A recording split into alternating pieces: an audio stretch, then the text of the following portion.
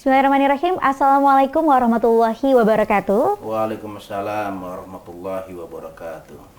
Halo pemirsa TVMO dimanapun Anda berada, semoga Anda semuanya selalu dalam keadaan sehat walafiat dan juga bersemangat dalam menjalankan ibadah dan juga aktivitas sehari-hari tentunya.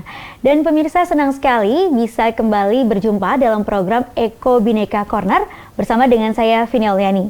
Dan program Eko Bhinneka ini merupakan program yang diinisiasi oleh Muhammadiyah untuk mendukung ini komunitas lintas agama yang tangguh dan juga inklusif untuk kebebasan beragama ataupun juga berkeyakinan melalui pendekatan pelestarian lingkungan.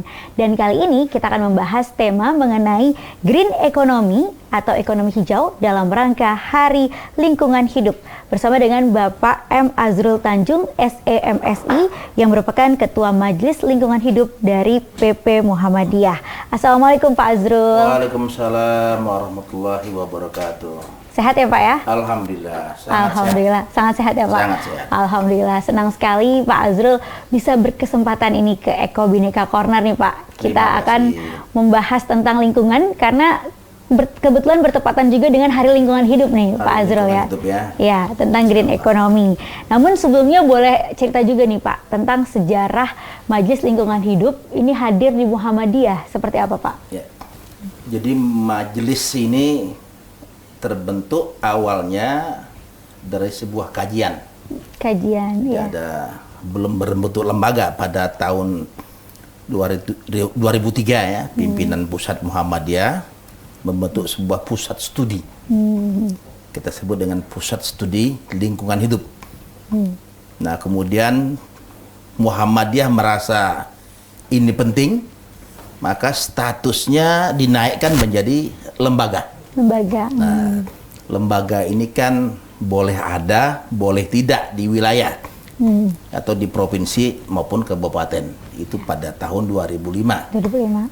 Nah, pada Muktamar 2010, Muhammadiyah merasa isu-isu lingkungan ini menjadi isu yang sangat penting.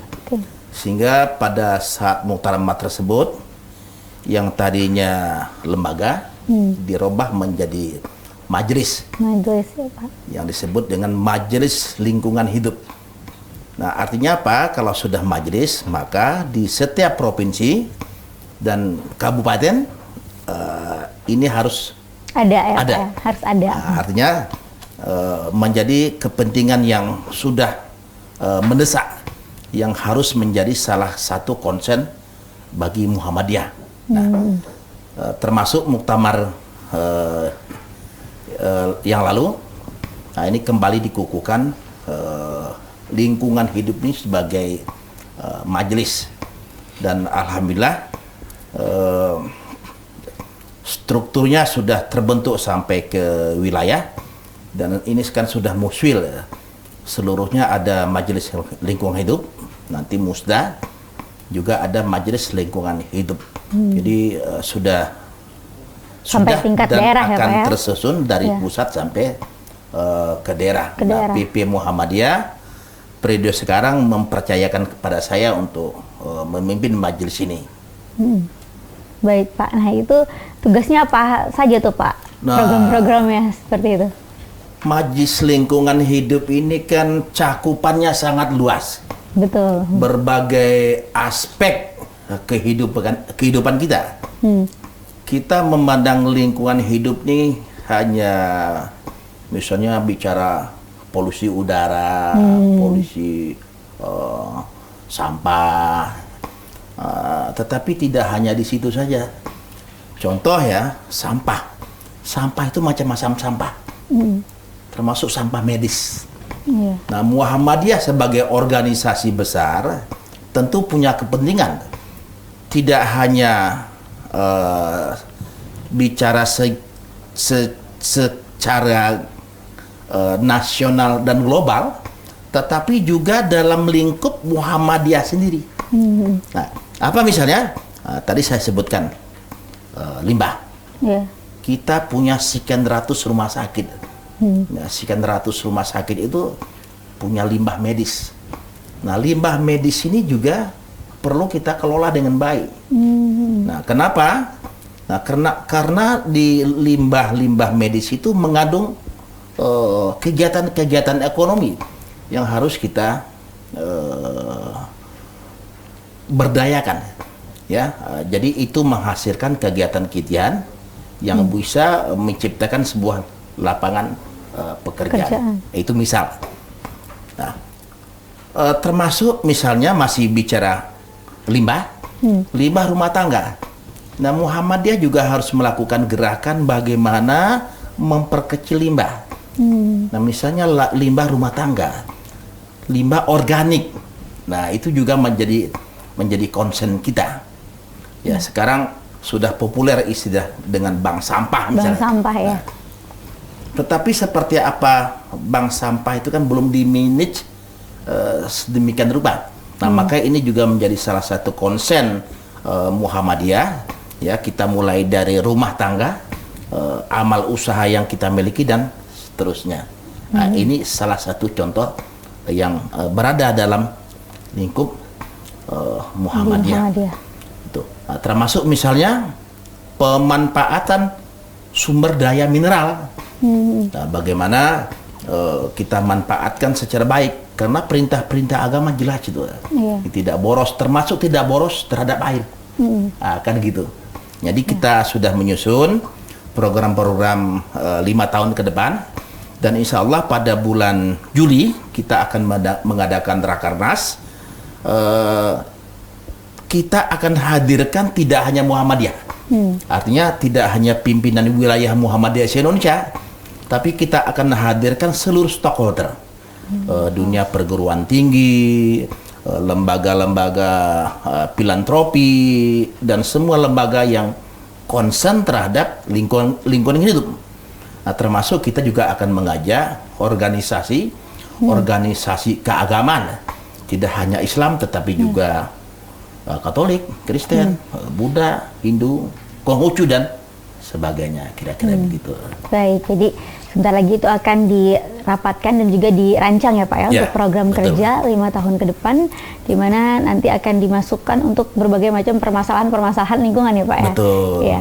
Kalau menurut Pak Azrul sendiri, kira-kira permasalahan lingkungan yang kelihatan saat ini itu seperti apa Pak? Yang krusial harus segera ditangani. Sebenarnya terlalu banyak ya. Banyak ya Pak ya. Persoalan yang mendesak. Mendesak. Bukan hanya perlu, tapi sudah mendesak. Sudah mendesak ya Pak ya. Salah satu kan pemanasan global. Ya, kita persoalan rumah kaca, persoalan ASI dan lain-lain. Nah, pemanasan global ini menjadi isu penting, dan kita akan mengajak teman-teman mendukung pemerintah bagaimana Indonesia ini menjadi paru-paru dunia. Nah, sehingga penataan hutan itu menjadi sangat penting ya. Ya, kita negara yang terkenal dengan paru-paru dunia, tetapi kalau ini tidak kita rawat, tidak kita manage dengan baik, maka persoalan pemanasan global ini menjadi terabaikan. Nah, tadi juga sudah saya singgung ya persoalan polusi, polusi udara ya, sampah, suara dan sebagainya menjadi concern kita. Bagaimana kita tata sedemikian rupa dengan melibatkan seluruh stakeholder, termasuk energi yang terbarukan. Nah, energi terbarukan kan seperti hal yang sangat sulit ya. Tetapi ya mau tidak mau ini harus kita mulai. Kita harus masuk ke sana. Kenapa? Dengan energi terbarukan itu ya kita tidak lagi atau dikit demi sedikit kita mengurangi energi fosil. Energi fosil. Ya, nah, itu. Kenapa? Kayu bisa ditanam, tumbuh bisa dipanen. Gitu loh. Nah, kita akan mengarah ke sana.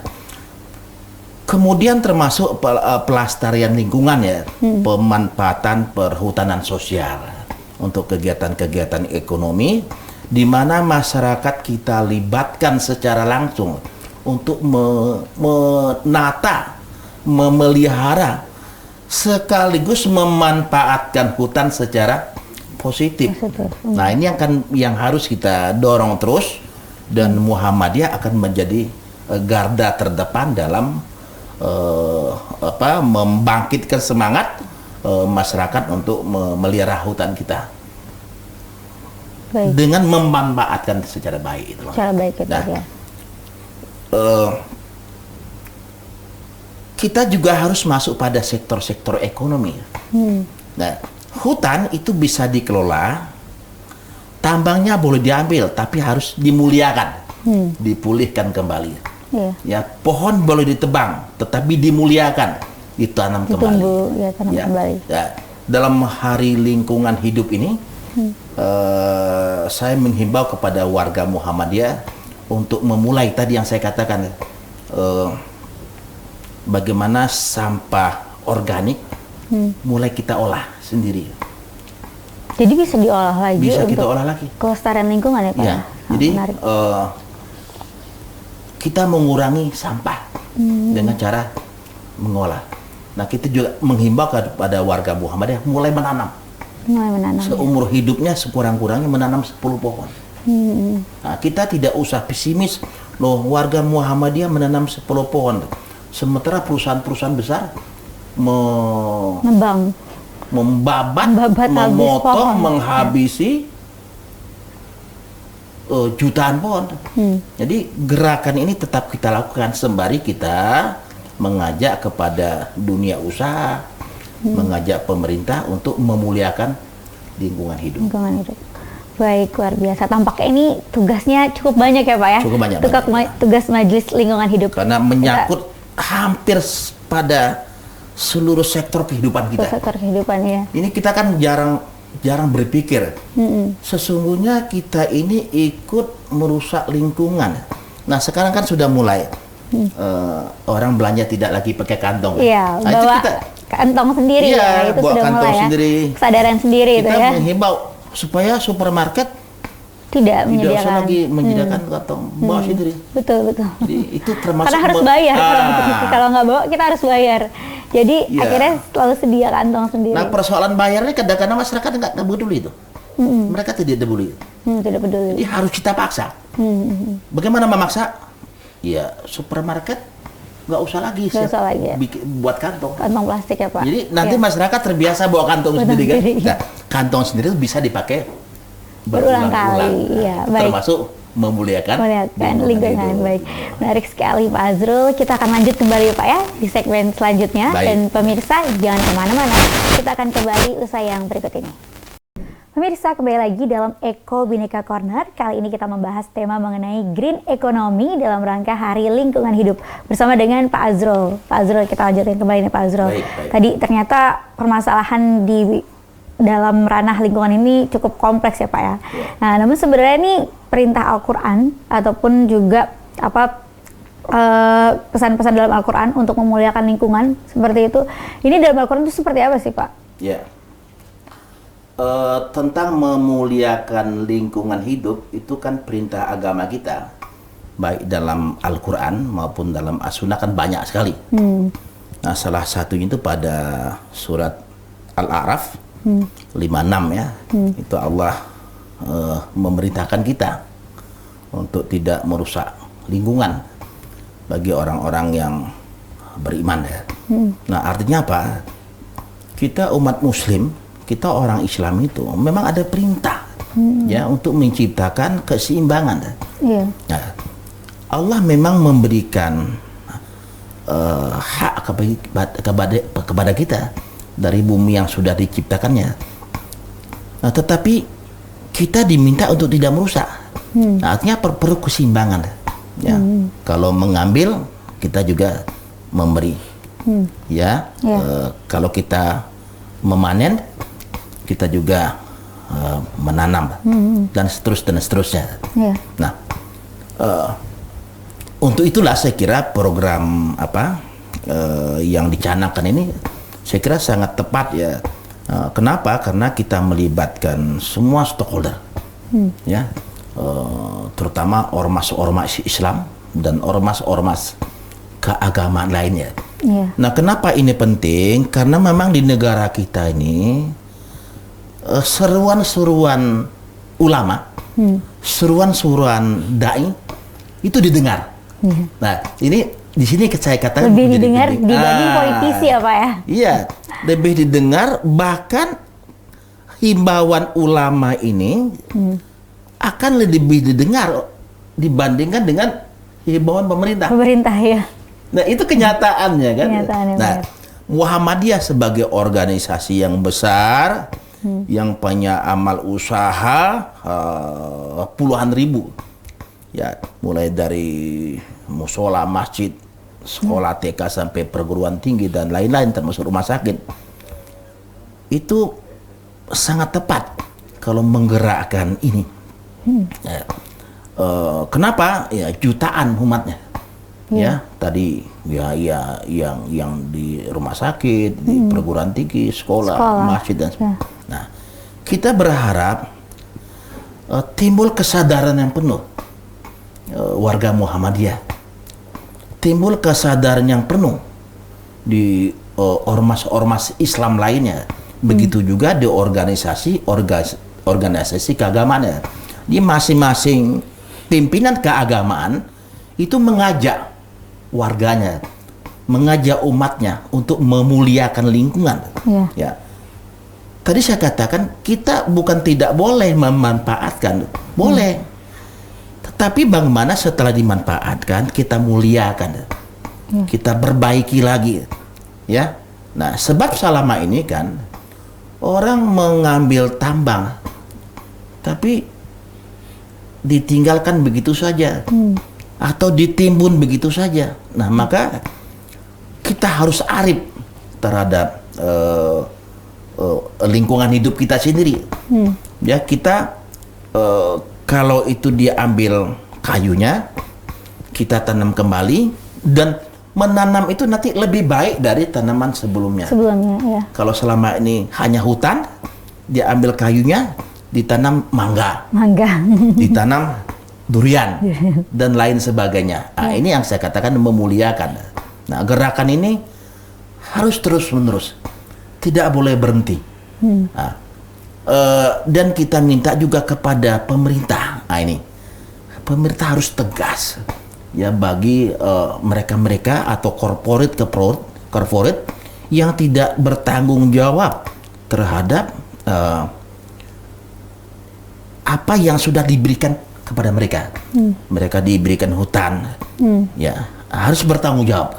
Nah, dan Muhammadiyah sebagai salah satu komponen masyarakat, sebagai salah satu organisasi besar, harus ikut dalam tanda kutip mengontrol bersama ormas-ormas, bersama organisasi-organisasi keagamaan, agar perusahaan ini tidak berlanjut. Ya, kita harus berpikir ada generasi berikut, ada anak cucu kita. Bukankah Rasulullah mengingatkan kita, ya, kalau hari ini kiamat ada bibit yang bisa kita nanam, maka tanamlah bibit itu. Nah, itu perintah. Nah, itu perintah. Nah, itu yang harus kita sosialisasikan terus-menerus, dan insya Allah Muhammadiyah tidak akan berhenti, ya, memuliakan lingkungan hidup, sehingga kita mewariskan alam ini sebagaimana mestinya, yang harus diterima oleh anak cucu kita ke depan. Ya, baik. Ya. Namun bagaimana menumbuhkan kesadaran itu, Pak Azrul? Apakah juga dalam hal ini Muhammadiyah dari Majelis Lingkungan Hidup mendesak pemerintah untuk memberikan sanksi yang tegas gitu? Karena kan kita sebenarnya sudah tahu, tapi lagi-lagi terkadang kita abai gitu, karena mungkin tidak ada sanksi yang tegas gitu dari diri kita pribadi, lingkungan kita sendiri, dan juga mungkin pemerintah. Ya. Gitu. Insya Allah bulan Juli kita akan rapat kerja nasional yang tadi sudah saya katakan, mengundang seluruh stakeholder termasuk pemerintah. Jadi kita akan undang Kementerian Lingkungan Hidup, Kementerian Kelautan, Kementerian Sumber Daya Mineral, Kementerian Kesehatan untuk mereka, untuk kita berikan hasil-hasil rumusan kita. Ya, akan seperti apa mengelola sampah, akan seperti apa mengelola udara, seperti apa mengelola hutan dan sebagainya. Termasuk kita akan rekomendasikan kepada negara, kepada pemerintah rumusan-rumusan yang memang harus dilaksanakan saat ini. Kita harus desak. Nah, pemerintah ini Muhammadiyah ini kan mitra Muhammadiyah. Nah, mitra itu ketika pemerintahnya sesuai di alurnya, sesuai di relnya kita dukung. Tetapi ketika dia keluar dari rel, kita ingatkan. Jalan ya. Nah, ini misalnya kita lagi mengkaji tentang kebijakan ekspor pasir. Itu berdampak apa kepada rakyat, pada bangsa? Ya? Pada bangsa. Apakah itu nanti akan merusak ekosistem atau jangan-jangan menghilangkan seperempat pulau gara-gara pasirnya diambil. Nah, ini harus kita kaji dan ini akan kita bahas secara tuntas nanti di rapat kerja nasional. Baik, luar biasa. Nah, tadi Pak Azrul juga menjelaskan beberapa rencana program dari Majelis Lingkungan Hidup ini yang juga sejalan dan selaras nih Pak dengan program Eko Bhinneka. Nah, menurut pandangan Pak Azrul seperti apa nih terkait dengan adanya program Eko Bhinneka juga dari Muhammadiyah yang juga melibatkan banyak tokoh lintas agama, Pak? Nah, memang ciri khas kita ya, negara kita ini kan Bhinneka Tunggal Ika. Berbeda-beda tapi satu tujuan. Nah, jadi Muhammadiyah mengambil positioning dalam hal lingkungan hidup ini, mestilah semua agama punya perintah yang sama terhadap. Saya kira tidak ada satu agama pun yang menganjurkan agar nggak apa-apa mereka nggak apa-apa lingkungan terus. Saya yakin nggak ada ya Pak. Nah itu. Jadi kebinekaan kita harus kita perkuat. Nah, sehingga kita merasa punya kewajiban yang sama membangun kesadaran bersama seluruh eksponen masyarakat. Seluruh sebenarnya masyarakat tidak hanya dari sisi keagamaan tapi ras, etnik. Nah, semua harus kita ajak untuk memuliakan lingkungan. Sekarang ini program yang sangat bagus yang sudah dilaksanakan beberapa tahun terakhir ini. Nah, tentu Majelis Lingkungan Hidup akan mendukung secara penuh kegiatan Eko Bhinneka.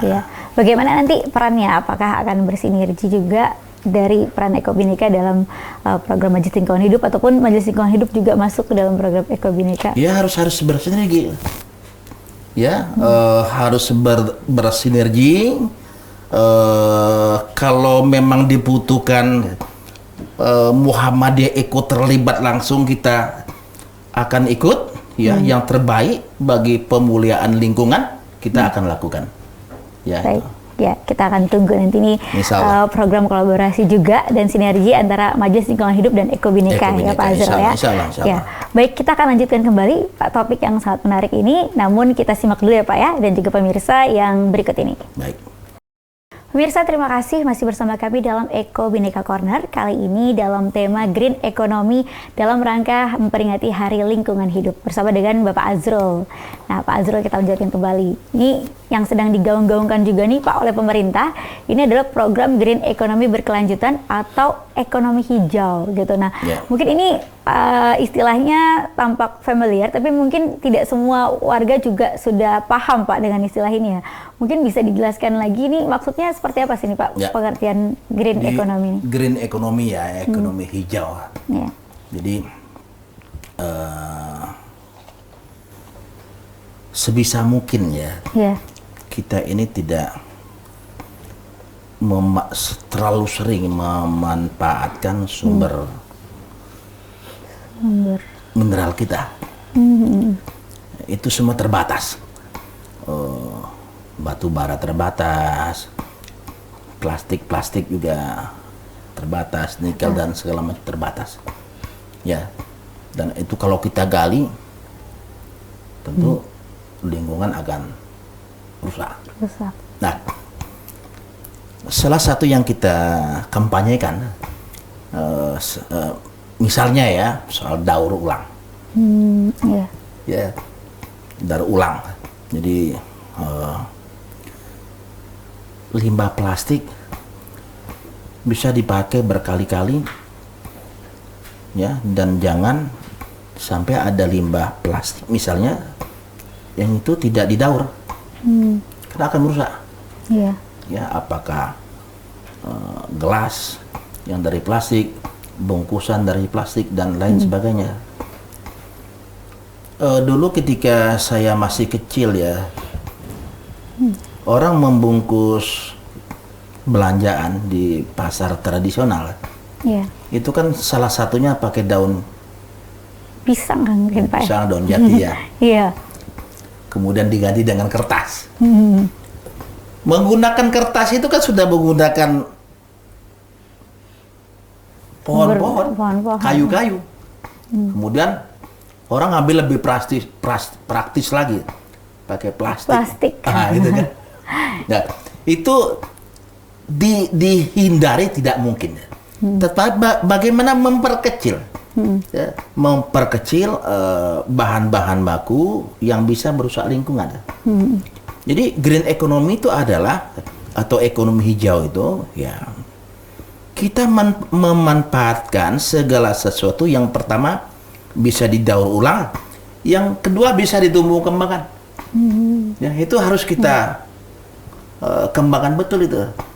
Ya, nah tadi saya katakan juga ya, misalnya orang tidak lagi belanja dengan membawa pakai plastik dengan diberikan plastik, ya, bawa kantong sendiri, bisa dipakai berulang-ulang, ya, perusahaan-perusahaan minuman, ya, di kantor-kantor jangan lagi pakai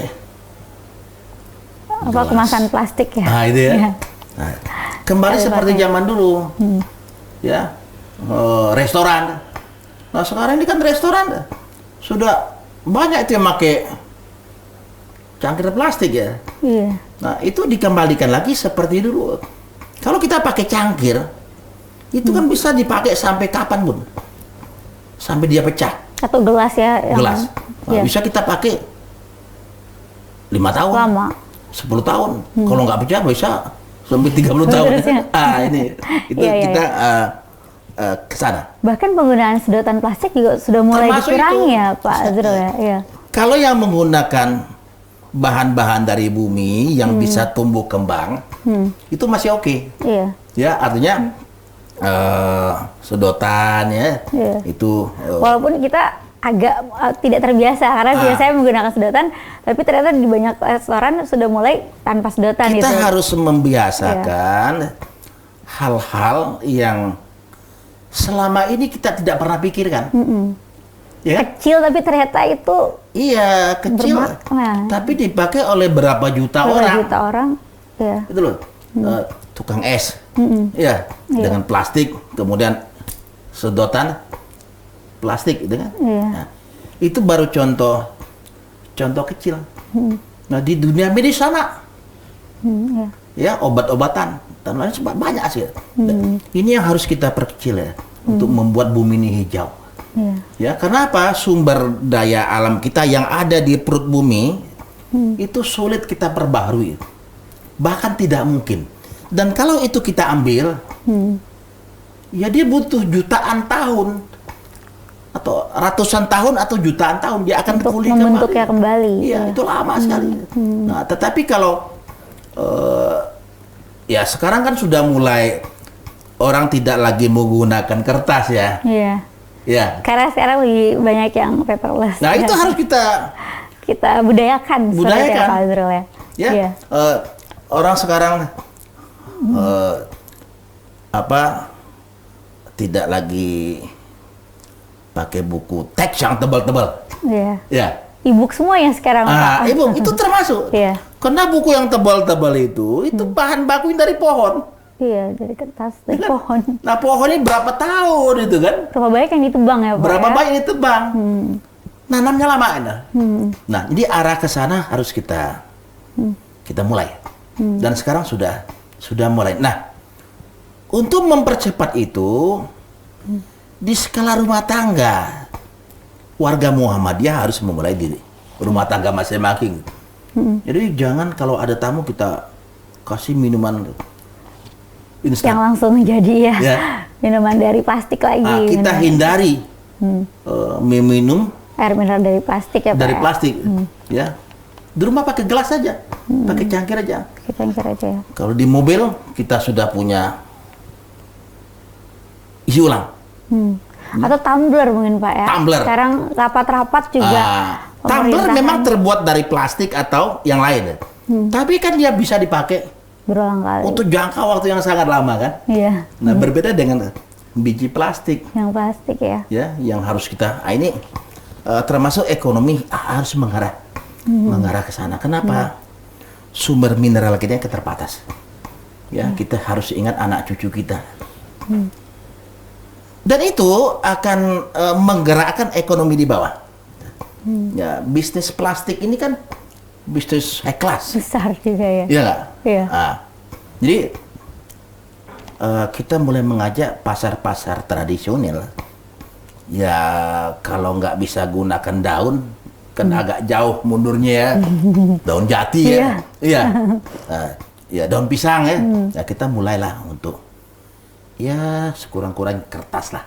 Kertas masih lebih lebih baik dibanding plastik ya Pak ya. Kan gitu. Nah, kita merasakan ini tidak signifikan ya seolah-olah. Tetapi kalau kita pikirkan betul, itu sangat signifikan. Sangat signifikan ternyata ya. Sangat signifikan itu. Karena dikalikan berapa juta orang. Jutaan. Nah itu harus kita timbulkan kesadaran masyarakat, dan proses ini tidak boleh berhenti terus menerus. Ya kita kampanyekan terus menerus, kita himbau terus menerus sehingga timbul kesadaran. Dan yang tidak kalah penting, negara, pemerintah. Pemerintah harus memberikan contoh gitu loh. Ya, misalnya kantor-kantor kalau sudah ditinggalkan AC jangan lupa dimatikan. Lampu-lampu jangan lupa dimatikan. Jangan karena hemat energi ya Pak. Merasa nggak bayar kan? Merasa nggak bayar ya. Jadi itu kan? masa bodoh nih biasanya nih harus dibangkitkan kesadarannya. Harus kita budayakan. Saya beberapa kali ke luar negeri ya, nggak usah jauh-jauh. Kita kalau ke Singapura, Pak. Itu kita tidak akan bisa merokok sembarangan. Betul. Atau ke Kuala Lumpur, kita tidak bisa suka-suka kita merokok. Para perokok ditempatkan di tempat merokok khusus. Tidak ada kamar-kamar hotel yang bisa merokok. Nah, artinya apa? Artinya memang contoh itu harus dimulai dari pemerintah. Karena dendanya juga besar ya Pak ya? Iya. Jika ada yang melanggar seperti itu. Coba ada nggak warga Indonesia yang biasa suka-suka? Banyak seperti apa ya? Suka-suka ada? Singapura. Nggak ada patuh semuanya. Nah, dari mana? Saya mengajak pemerintah memberikan contoh. Kenapa? Ini mohon maaf. Sikap masyarakat menunjukkan sikap pimpinan kita. Betul. Iya. Ya. Cerminan dari pimpinannya. Cerminan sendiri, masyarakat kita ini, cerminan pemerintah kita. Nah, kita minta pemerintah memberikan contoh. Yang tidak bisa hanya kampanye-kampanye. Harus dengan contoh. Baik. Nah, itu harus kita wujud nyata ya Pak ya. Nah, itu. Nah, salah satunya di Munas, di Rakernas, kita akan mendesak pemerintah memberikan contoh. Baik. Ya, tidak hanya himbauan, berikan contoh.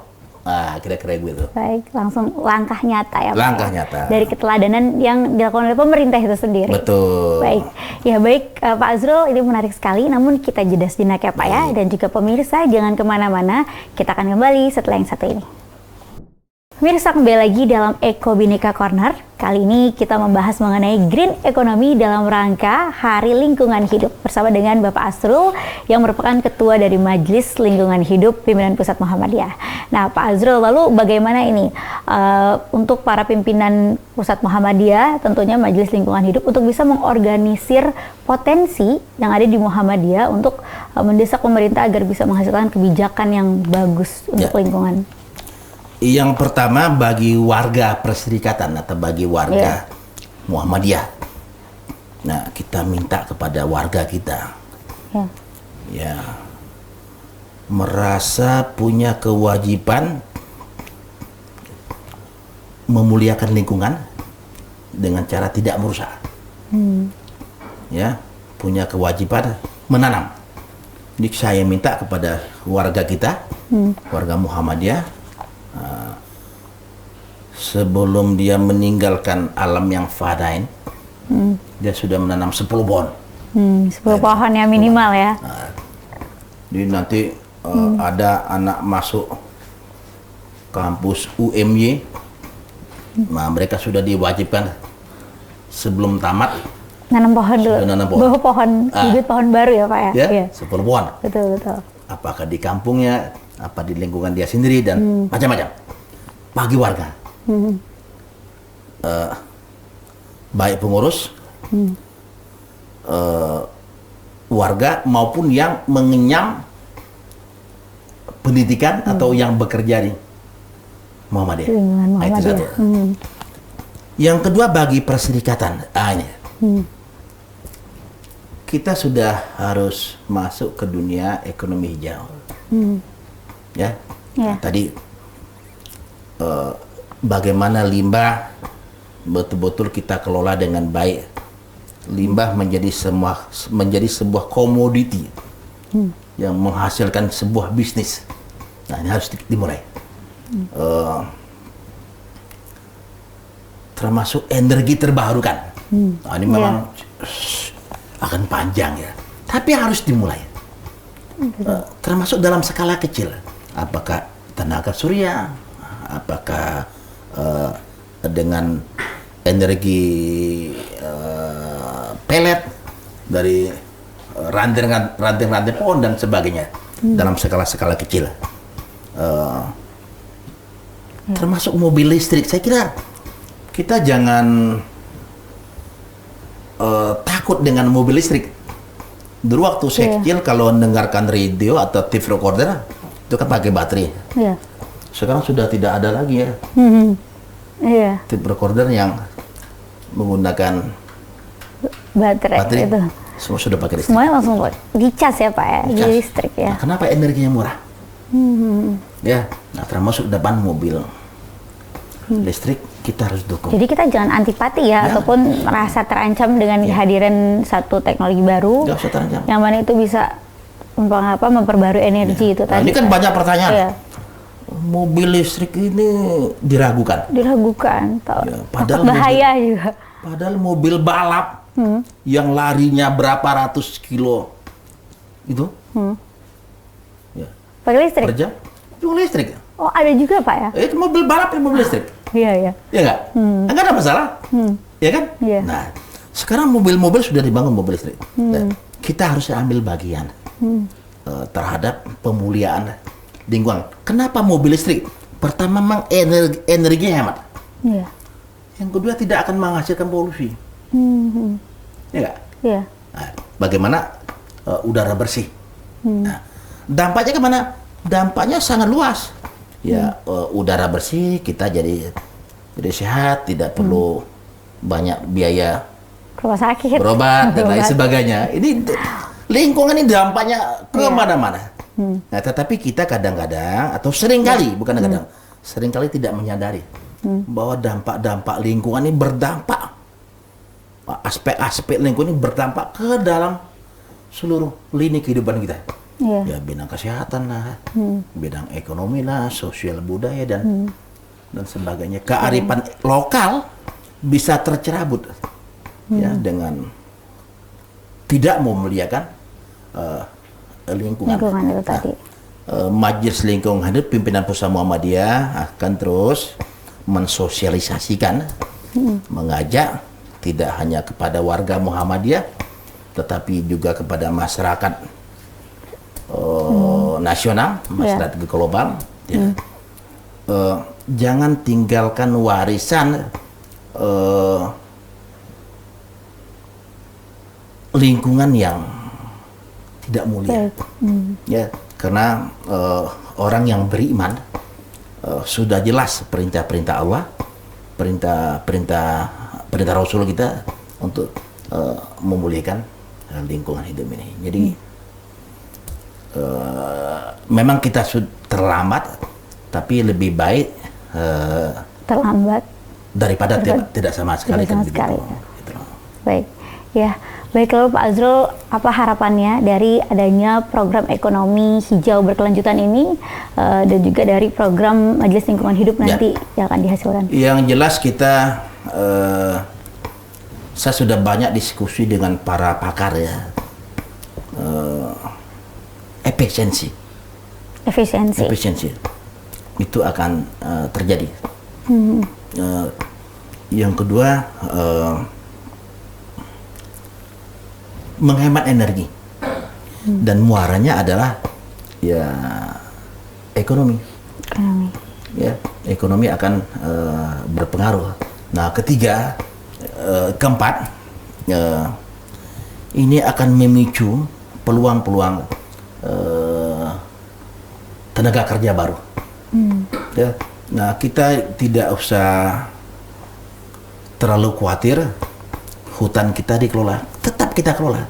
Nah, tetapi dengan cara-cara yang sudah tertata sedemikian rupa.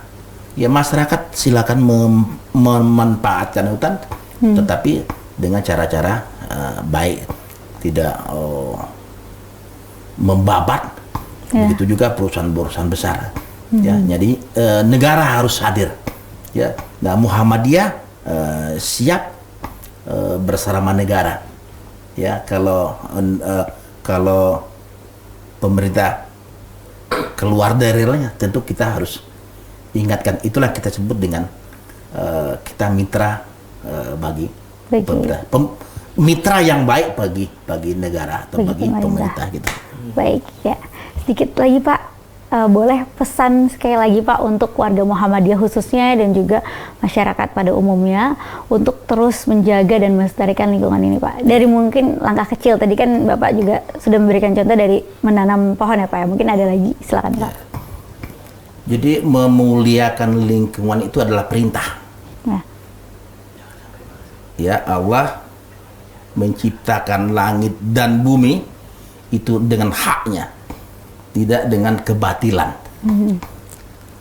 Maka bagi orang-orang yang beriman harus meyakini perintah-perintah tersebut. Memuliakan lingkungan itu adalah sebuah perintah, dan sebuah perintah itu adalah ibadah. Jadi ini adalah sebuah ibadah yang harus kita lakukan. Lakukanlah dari apa yang ada di depan mata kita. Kalau sudah ada kantong-kantong sampah, kalau di situ ada sampahnya untuk organik, masukkanlah sampah itu ke tempat yang tepat. Patuh ya Pak, belajar patuh ya Pak. Ya. Itu kecil ya. Disiplin. Kalau sampahnya plastik, masukkanlah ke kotak plastik dan lain sebagainya. Itu memulai dari hal-hal yang kecil. Harus kita biasakan, ya. Nah, memanfaatkan pekarangan yang ada, itu loh. Sebisa mungkin, ya. Kalau kita punya pekarangan hanya 2 meter kali berapa, manfaatkan itu untuk agar alam kita hijau. Ya, jangan tunggu besok, lakukan hari ini. Jadi lakukan hal-hal yang kecil dan jangan tunda untuk melakukan sesuatu yang kecil itu, kira-kira begitu. Baik, Baik, luar biasa. Terima kasih banyak Pak Azrul atas tadi pencerahannya. Mudah-mudahan ini bisa bermanfaat untuk kita semua dan juga membuka mata kita semua untuk meningkatkan kesadaran untuk memuliakan lingkungan ya Pak Azrul ya. Amin amin ya rabbal alamin. Sekali lagi terima kasih Pak Azrul. Terima kasih sama-sama. Dan juga terima kasih pemirsa telah menyaksikan acara Eko Bhinneka Corner bersama kami pada kesempatan kali ini. Namun tiba saatnya kita harus pamit undur diri pemirsa. Saya Vini Oliani bersama juga dengan Pak Azrul dan seluruh kerabat kerja yang bertugas. Kami mohon pamit undur diri. Wassalamualaikum warahmatullahi wabarakatuh. Waalaikumsalam warahmatullahi wabarakatuh.